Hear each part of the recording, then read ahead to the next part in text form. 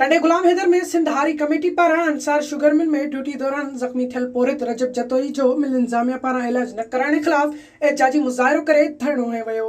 सिंध हारी कमेटी जे मरकज़ी सदर समर हैदर जतोई, अहमद नवाज, सदार बलोच ऐं ॿियनि जी अॻवानी में मुख्य हैदराबाद बदीन रोड ते धरणो हणी सख़्त एहतजाज कयो वियो। उन मौके ते एहतजाज कंदड़नि चयो त 2 साल अॻु मिल अंदर ड्यूटी दौरान रजब अली जतोई सख़्त ज़ख्मी थी पियो हो, जंहिं सबबि हुन जी टंग पिण ज़ाया थी वई हुई, पर मिल इंतजामिया 2 सालनि में संदसि को बि इलाज न करायो ऐं न ई मुआवज़ो ॾिनो वियो आहे। पोरियत जा बचा बुखूं काटण ते मजबूर आहिनि। अॻवाननि शुगर मिल इंतजामिया खां मुतालबो कयो त पोरियत जो इलाज कराए साणसि इंसाफ़ कयो वञे। जे सूमर ताईं असांजा मुतालबा न मञिया विया त असां ॿी सूरत में हिन खां भरपूर वधीक एहतजाज कंदासीं ऐं कंहिं बि सिंध जे हारी मज़दूर पोरियत सां का बि नाइंसाफ़ी थी सिंध हारी कमेटी उन्हनि हारियुनि मज़दूरनि सां इन्हनि ई रोडनि ते इंसाफ़ वठी ॾींदी। ॿिए पासे मिल इंतजामिया ऐं टंडो गुलाम हैदर पुलिस हारी कमेटी जे अॻवाननि जा समूरा मुतालबा मञण जी ख़ातिरी कराई, जंहिं खां पोइ मुज़ाहिरो ख़त्म कयो वियो।